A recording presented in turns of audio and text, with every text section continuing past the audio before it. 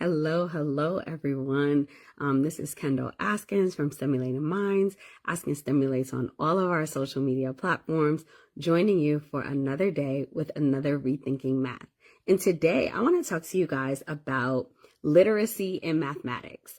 So many times, and really it almost feels like in society, we have a way of separating ELA or English Language Arts and mathematics. And I feel like people also put themselves in one of the two categories, right? Like you often hear somebody say either like, oh no, I'm more of an ELA person, right? Or I'm a math person. And it's almost like they speak to this way that the two can never combine, like they have nothing in common. And I want to challenge that way of thinking today. So I noticed when I was in the classroom that my students used to think the same way. And I laugh to this day because so many of them used to be like, Miss, we are in math. Why are we doing so much writing? And in our math class, literally, we would read books, we would write, we would do vocabulary, we would be speaking, in that math language that I talked to you about. And my students were often so confused, even so much to the point that I remember I did my master's thesis on how writing in the mathematics classroom can improve math proficiency for English language learners.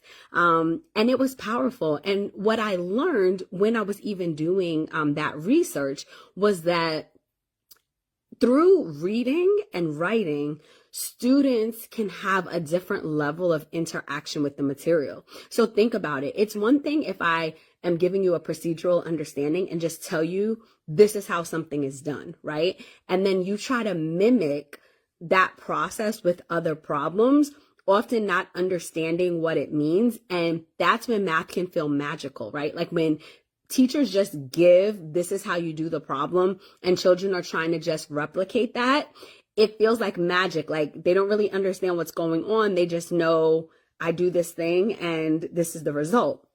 But when you're teaching from a conceptual lens, right, you're having children discover and understand things for themselves.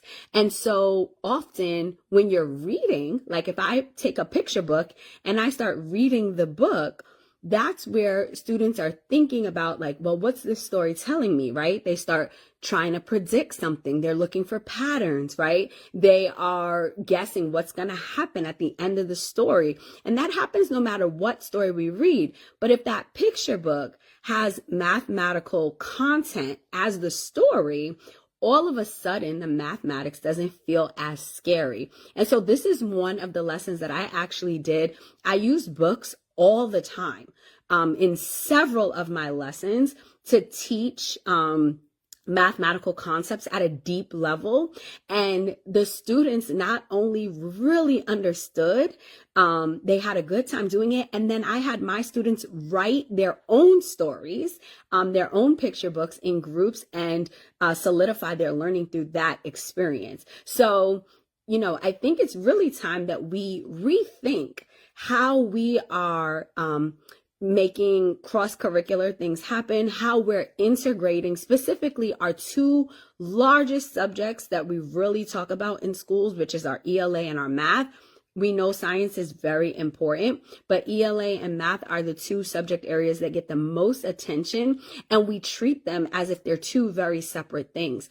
Imagine the impact if we brought them together and we really we really dealt with them together all the time, right? It would be double the exposure. So instead of just having time in ELA and then having time in mathematics, you would have your time in ELA would also involve mathematics, and your time in mathematics would also involve ELA, right? And so there could be so much more impact with the students. So I'm challenging you today to rethink that. And then for all of my educators out there, I'm challenging you to rethink how you are speaking about ELA and math and how we separate the two, and let's bring them together so that our children can have a deep conceptual understanding of the material and soar. So I will see you guys back here next week. I want to hear what you think about this. If this message resonated with you,